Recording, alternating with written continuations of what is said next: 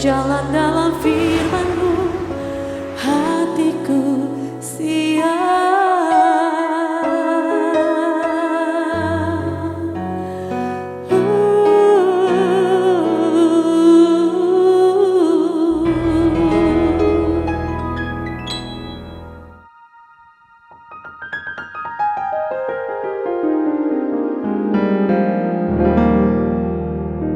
Salam, God lover yang dikasihi oleh Tuhan Yesus, senang boleh bersama kembali dalam program Raise and God.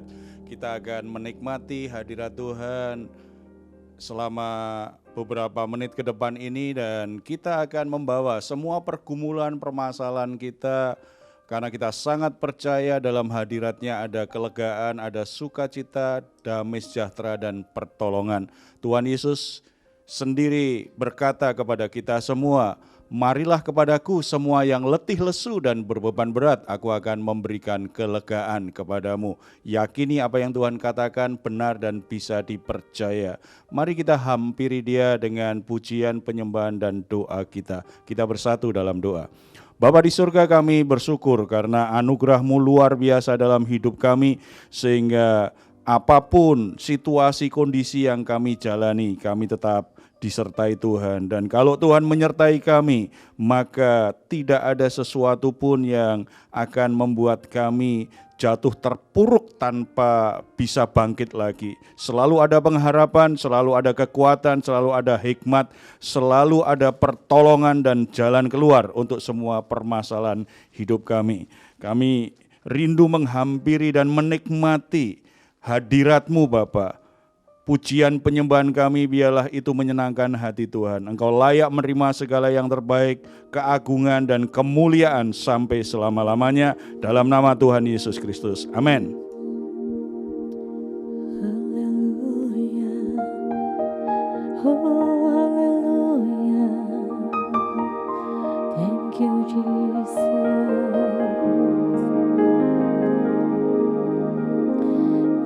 Inilah yang ku renungkan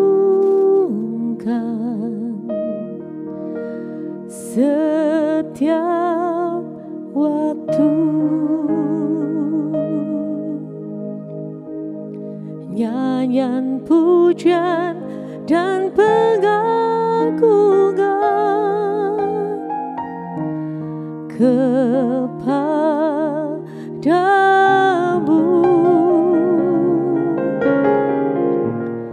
Biarlah manis kau dengar Tuhan, manis kau dengar Tuhan, dan hatiku bersuka karena-Mu.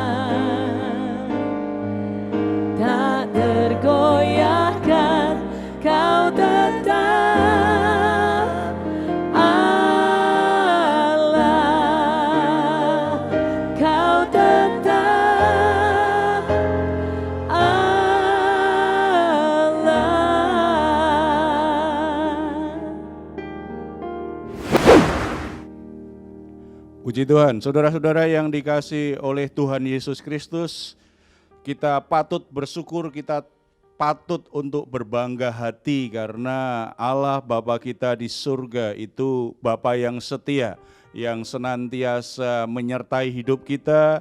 Kasih setianya sungguh-sungguh bisa kita percaya sepenuhnya. Tidak perlu lagi menjadi ragu dan takut dalam menjalani perjalanan hidup kita.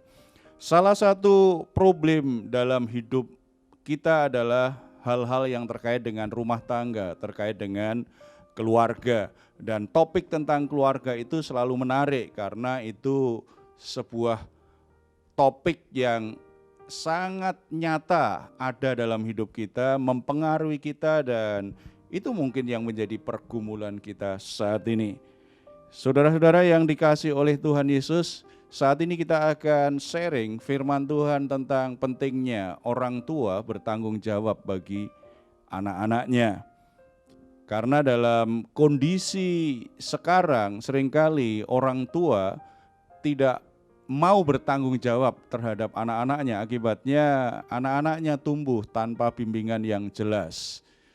Dan ini menjadi permasalahan banyak keluarga di mana orang tuanya tidak bertanggung jawab. Sebelum kita bahas kebenaran firman Tuhan ini, mungkin bagi yang ada di sini bisa sharing tentang problem-problem soal tanggung jawab orang tua ini. Silahkan. Iya Pak, saya pernah dengar sharing dari teman. Suatu saat tuh dia kaget karena anaknya tiba-tiba ngomong sesuatu yang nggak pantas untuk diucapkan anak kecil gitu. Nah, dia pikir-pikir kayaknya dia tuh nggak pernah ngomong tentang hal itu gitu di depan anaknya. Dan memang jadi teman saya ini dan suaminya itu sama-sama bekerja gitu ya. Dua-duanya bekerja dan memang waktu untuk ketemu anak tuh mungkin malam hari kalau weekdays. Tapi kalau weekend ya paling Sabtu dan Minggu. Nah memang kebanyakan anaknya menghabiskan waktu dengan asisten rumah tangganya Pak. Nah tapi dia jadinya merasa merasa berdosa jadinya gitu, maksudnya karena kok apakah dia mesti berhenti kerja atau gimana, karena dia ngerasa nggak bertanggung jawab gitu Pak, karena anaknya tuh tiba-tiba bisa mengucapkan kata-kata itu loh yang nggak pantas untuk diucapkan anak kecil, karena kan mungkin anaknya cuma hanya mengikuti yang dia dengar gitu ya, mungkin bisa jadi melalui TV atau melalui asisten rumah tangganya. Nah itu gimana Pak kalau orang tua yang memang harus bekerja untuk anaknya juga, gimana tuh Pak? Ya ini salah satu alasan kenapa akhirnya banyak orang tua akhirnya menyerahkan tanggung jawab untuk merawat dan mengasuh anaknya pada asisten rumah tangga, ada juga mungkin ke kakek neneknya. Tetapi sebenarnya kalau Tuhan percayakan kepada seseorang yang sudah menikah dengan keturunan, tanggung jawab itu tidak pernah dialihkan. Ditolong ya, tetapi kalau namanya menolong kan hanya batas-batas tertentu. Tetapi biasanya kadang-kadang kalau orang tuanya sibuk gitu ya, kadang-kadang begitu lihat anaknya sudah ada yang mengurus, makin lama tanggung jawabnya justru semakin kendor. Baru kaget kalau terjadi permasalahan seperti itu. Ternyata anak kita dipengaruhi oleh seseorang atau keadaan yang orang tua sendiri kaget. Kok bisa seperti itu? Kalau soal kerja sih sebenarnya tidak harus langsung lepas pekerjaan juga. Yang penting sebenarnya kalau orang tua yang ingin sambil bekerja, cari pekerjaan yang bisa punya waktu cukup untuk anaknya. Nah kalau apalagi dia dari Senin sampai Jumat sudah bekerja, pulang malam anaknya sudah tidur. Kemudian waktunya hanya Sabtu Minggu, Sabtu biasanya setengah hari istirahat. Apalagi yang ada pelayanan di gereja, belum lagi ada doa, ada pertemuan apa, ada rapat apa, Minggu pelayanan, setelah pelayanan ada rapat apa, lalu untuk anak kapan? Ya, habis Pak. Habis. Nah, jadi anak ini akhirnya dipengaruhi oleh orang yang paling sering berinteraksi dia. Kalau yang mengurus adalah asisten rumah tangga, mungkin asisten rumah tangganya lebih berpengaruh. Nanti kalau ditinggal orang tuanya nggak masalah itu berhari-hari, tetapi begitu ditinggal asisten rumah tangganya sakit anaknya. Itu berarti kedekatan hatinya sangat kuat sekali. Kesibukan kita bekerja, kesibukan kita pelayanan tidak boleh mengabaikan bahwa sebagai orang tua kita harus bertanggung jawab terhadap anak-anak kita, terutama anak-anak yang masih kecil, yang masih masa-masa pertumbuhan, itu harus mendapatkan pengaruh terbesar dalam hidup anak-anak kita, ya. Sebab tanpa disadari kadang-kadang orang tua sendiri sedang menjerumuskan anaknya di jalan yang salah karena orang tuanya tidak ambil tanggung jawab yang benar. Akibatnya anaknya memilih jalannya sendiri atau ditarik di jalan yang salah oleh seseorang atau oleh dunia ini. Makanya penting sekali bagi para orang tua jangan hanya sibuk untuk mencukupi kebutuhan anak secara materi, lalu ambil seseorang yang bisa mengurus anak kita, lalu kita merasa sudah menjadi orang tua yang bertanggung jawab. Selama anak itu tidak mendapatkan pengaruh terbesar dari orang tuanya, pasti sebenarnya tanggung jawab orang tua kurang terhadap anak itu. Lalu bagaimana Pak supaya menjadi orang tua yang bertanggung jawab?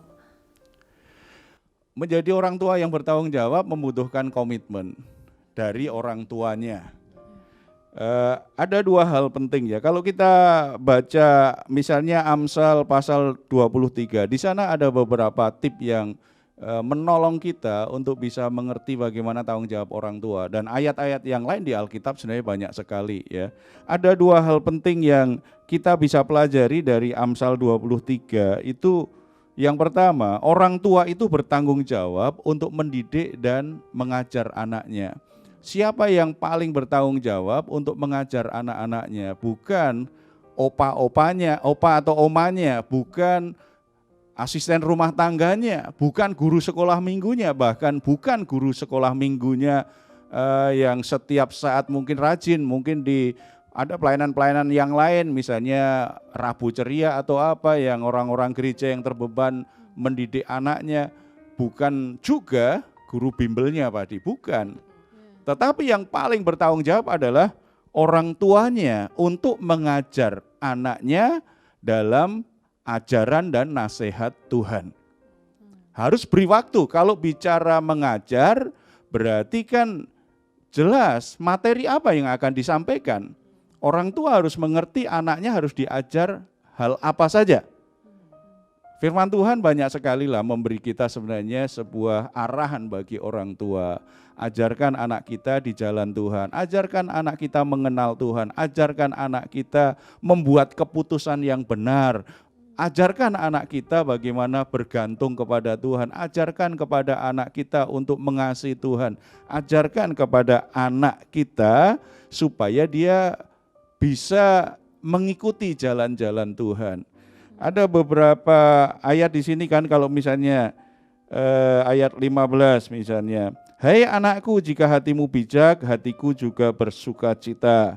Hai anakku, dengarlah dan jadilah bijak, tunjukkanlah hatimu di jalan yang benar. Itu di ayat 19. Itu kan bicara kalau anak-anak itu diajar dengan baik, akhirnya kan anak-anak kita jadi bijak. Kalau anak itu bijak, dia tahu jalan yang benar. Kalau dia tahu jalan yang benar, itu menyukakan hati para orang tua. Para orang tua biasanya sedih hati kalau anaknya jalannya salah. Dan itu masa krisis itu terjadi biasanya begitu anak masuk usia remaja. Masih kecil, anak-anak mungkin rajin lah, dia ajak sekolah minggu masih nurut. Tetapi begitu remaja ada banyak hal yang jadi konflik dalam hidupnya. Dia mencari jati diri, dia mencari sebuah pengalaman hidup. Dia mulai mempertanyakan segala sesuatu termasuk yang kita ajarkan. Nah, di situ kalau orang tua punya komitmen mengajar anaknya, maka anak mulai bisa mengerti jalan-jalan yang benar. Dia bisa menjadi bijak. Selain itu orang tua juga mesti belajar tadi mendisiplin. Sebab kadang-kadang dalam proses mengasuh anak itu kan anak tidak ada yang sempurna. Sebagaimana orang tuanya kan bukan manusia yang sempurna. Karena orang tua tidak sempurna, orang tua tidak fair kalau menuntut anaknya menjadi sempurna. Orang tua harus menyadari bahwa anak-anaknya itu punya bakat jadi anak yang bandel. Dari siapa? Dari bapaknya. Dari anak yang sensitif, mudah tersinggung dari siapa? Dari mamanya. Gitu kan. Jadi ada sisi-sisi baik dari orang tuanya, tetapi juga dari sisi-sisi buruk, sisi-sisi negatif Sifat orang tuanya ada di anaknya, itu harus menyadari. Makanya orang tua harus punya komitmen tadi mengajar. Tetapi tidak selalu juga anak langsung nurut. Suatu saat dia menyimpang dari jalan yang kita ajarkan. Suatu saat dia sengaja melawan kita. Di situ pentingnya mendisiplin anak. Orang tua bertanggung jawab untuk mendisiplin anaknya supaya anaknya ini akhirnya tetap di jalan yang benar. Jangan menolak didikan dari anakmu, ia tidak akan mati kalau engkau memukulnya dengan rotan. Ini salah satu ayat yang berbicara tentang mendisiplin. Mendisiplin itu harus kita ingat, itu bukan sekedar melampiaskan kekesalan dan kejengkelan. Walaupun dalam mendisiplin kita memang menegur. Dan ketika menegur mungkin ada penekanan itu bahwa kita marah, kita tidak suka. Tetapi tujuan utama disiplin adalah mengkoreksi kesalahannya dan mengarahkan kembali anak kita supaya anak kita tetap ada di jalan yang benar. Kalau masih ada dalam kejengkelan dan kemarahan, bukan disiplin, biasanya hanya melampiaskan emosi. Itu bisa melukai anak. Jadi Bapak Ibu Saudara ya, kalau punya anak, saudara lagi jengkel dengan kelakuan, dengan perilaku anak, lagi jengkel, lagi marah, jangan bicara disiplin. Sebab kalau disiplin lebih ke arah melampiaskan kemarahan, itu kadang-kadang kita nggak bisa mengontrol emosi dan sikap kita, akhirnya bisa melukai anak-anak kita. Tujuan disiplin adalah mengkoreksi anak dan membuat garis batas yang jelas dalam hidup anak, supaya anak itu tidak menyimpang dari jalan yang seharusnya, supaya anak tidak melanggar ketetapan Tuhan yang semestinya, anak tetap di jalan yang benar, itu tujuannya. Makanya kalau ada yang salah, orang tua jangan takut untuk mendisiplin anak. Orang tua jangan takut untuk menetapkan garis batas yang jelas bagi anak, supaya anak tidak melintasi garis yang kita tetapkan. Terutama anak-anak yang masih umur-umur sangat kecil, itu dibutuhkan sekali ya. Kalau sudah remaja kan beda lagi nanti pendekatannya. Ya, itu perlu. Itu tanggung jawab orang tua, mengajar, mendisiplin, dan kalau kita melakukannya, maka sebenarnya kita sedang menyelamatkan masa depan anak-anak kita. Karena jalan hidup anak-anak kita kan akan terus berjalan dengan baik kalau memang diajar dan disiplin seperti seorang pelatih ya. Itu akan mengajar bagaimana bermain yang terbaik. Misalnya pelatih atlet akan melatih bagaimana permainannya bagus, diberi pengetahuan, diberikan cara bagaimana supaya bisa mempraktekannya dengan bagus, tetapi juga pasti juga menegakkan disiplin supaya atlet yang sedang dilatih itu tetap bisa berjalan dalam proses latihan yang benar supaya dia jadi juara. Orang tua yang tidak mengajar dan mendisiplin anak-anaknya sama saja dia sedang membiarkan anaknya berjalan di jalan yang salah, berarti akan mengalami hal-hal yang buruk, hal-hal yang tidak benar untuk masa depannya. Kalau kita ingin masa depan anak-anak kita itu terselamatkan, maka sejak kecil anak-anak kita harus kita ajar, kita disiplin dengan baik, sesuai dengan kebenaran Tuhan, nasihat dan ajaran Tuhan. Itu harus dilakukan. Kalau itu terjadi, ini pasti yang akan kita alami. Ayat 24-25 itu kerinduan semua orang tua menurut saya. Ayah seorang yang benar akan bersorak-sorak, yang memperanakkan orang-orang yang bijak akan bersuka cita karena dia. Biarlah ayahmu dan ibumu bersuka cita, biarlah beria-ria dia yang melahirkan engkau. Saya pikir ini semua orang tua merindukan ini. Bagaimana seorang ibu yang melahirkan seorang anak akhirnya bisa beria-ria, bersuka cita ketika melihat anaknya dari bayi dia asuh, kemudian setelah remaja, setelah pemuda, setelah dewasa, ternyata menjadi orang yang bijak, menjadi orang yang benar. Itu akan membuat seorang ibu begitu bangga, begitu bahagia. Demikian juga seorang ayah itu juga akan bahkan bersorak-sorai kalau anaknya hidupnya bijak dan benar. Tetapi kalau anaknya ketika dewasa akhirnya perilakunya buruk, jalannya menyimpang dari jalan Tuhan, bahkan terlibat dengan pergaulan yang buruk, terlibat dengan kebiasaan-kebiasaan yang buruk, tidak ada yang lebih menyedihkan hati orang tua daripada melihat anak-anaknya seperti itu. Jadi Bapak Ibu yang masih punya anak-anak, ambil waktu yang cukup, berikan waktu yang cukup, yang konsisten, harus berkomitmen, ajar, didik dan disiplin anak-anakmu di jalan Tuhan. Tidak ada pilihan yang lain, supaya kita melihat masa depan anak kita yang baik. Mereka menjadi orang bijak dan benar di mata Tuhan, dan itu mendatangkan sukacita kita. Tetapi bagi yang sudah terlanjur, jangan kecil hati, selalu ada kasih karunia Tuhan. Doa-doa kita sebagai orang tua akan didengar oleh Tuhan. Di mana ada waktu-waktu dan kesempatan tertentu, pakai waktu itu. Ajarkan, nasihatkan, ingatkan anakmu. Tidak ada yang terlambat. Ambil tanggung jawabmu sebagai orang tua. Kita bersatu dalam doa. Bapa di surga, kami bersyukur karena anak adalah keturunan yang Tuhan percayakan kepada kami. Terima kasih kepercayaan Tuhan bagi pernikahan kami, bagi para orang tua. Sehingga kami, Tuhan berikan tanggung jawab untuk membesarkan mereka dalam nasihat dan ajaran Tuhan.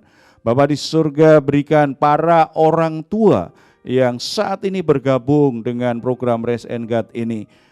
Para orang tua yang mungkin mereka punya kesibukan, punya tanggung jawab, punya pekerjaan, punya pelayanan yang membuat mereka waktunya harus dibagi-bagi. Tetapi biarlah melalui kebenaran firman Tuhan saat ini, mereka mulai berkomitmen lebih besar, memberi waktu yang terbaik, memberi waktu yang cukup, memberi waktu yang berkualitas untuk hadir dalam hidup anak-anak mereka yang masih dalam masa pertumbuhan, anak-anak yang masih kecil. Biarlah mereka boleh merasakan kehadiran orang tuanya yang membimbing mereka, yang mengajar mereka pada saat anak-anak itu mulai menyimpang dari jalan yang seharusnya. Para orang tua diberi ketegasan untuk mendisiplin anak-anaknya. Ketika anak-anaknya harus membuat pilihan-pilihan yang sulit, yang membuat mereka bingung, biarlah orang tua boleh hadir, memberikan arahan yang sesuai dengan hikmat Tuhan. Ketika anak-anak mengalami berbagai permasalahan di sekolahnya atau dalam pergaulannya, atau mungkin ada anak yang sakit dan akhirnya membuat sedih hati orang tua, itulah menjadi waktu yang terbaik bagi orang tua untuk mengajarkan dan menyatakan kehadiran Tuhan yang penuh kasih, yang memberi pertolongan, yang memberi pimpinan, yang akan memberi jalan keluar untuk semua permasalahan yang dihadapi. Tuhan berkati para orang tua dengan hikmat pengertian yang dari Engkau. Tuhan memberkati para orang tua supaya oleh berkat-berkat yang Tuhan berikan lewat pekerjaan yang mereka lakukan, mereka bisa mencukupi kebutuhan anak-anaknya.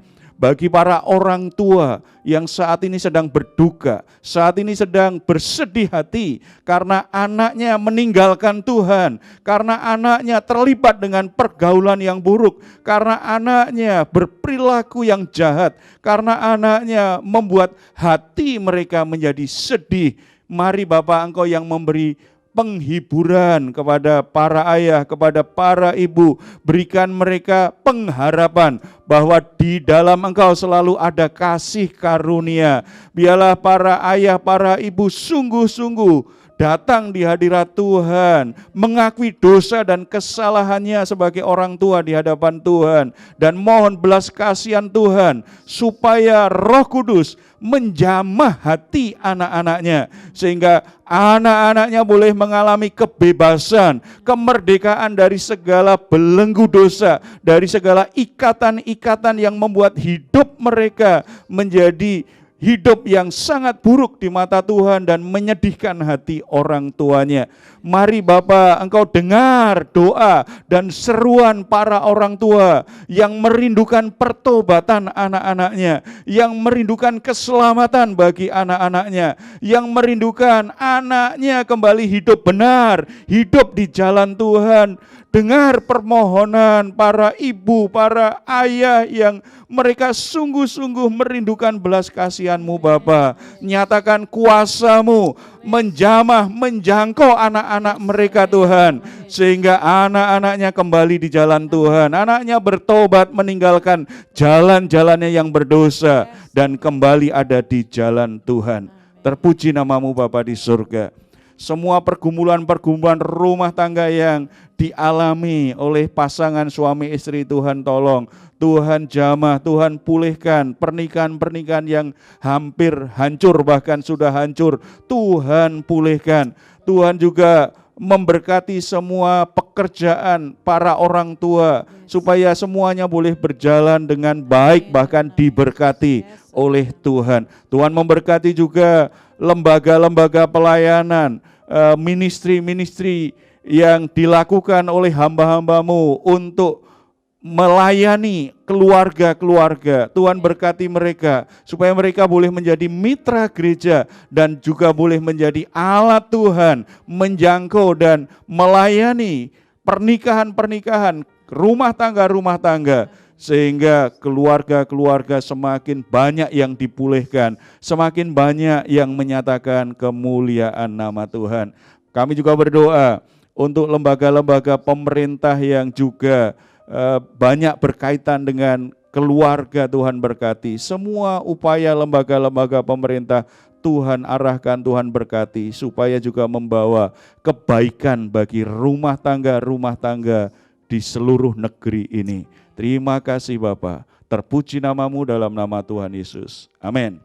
Saudara-saudara yang dikasihi oleh Tuhan Yesus Kristus, kalau saudara memiliki pergumulan apapun, pergumulan rumah tangga, kesehatan, ekonomi, pekerjaan apapun, percaya selalu ada kasih karunia Tuhan yang tersedia bagi hidupmu. Selalu ada pertolongan dan kuasa Tuhan akan bekerja. Tetap cari Tuhan, tetap percaya kepada Tuhan.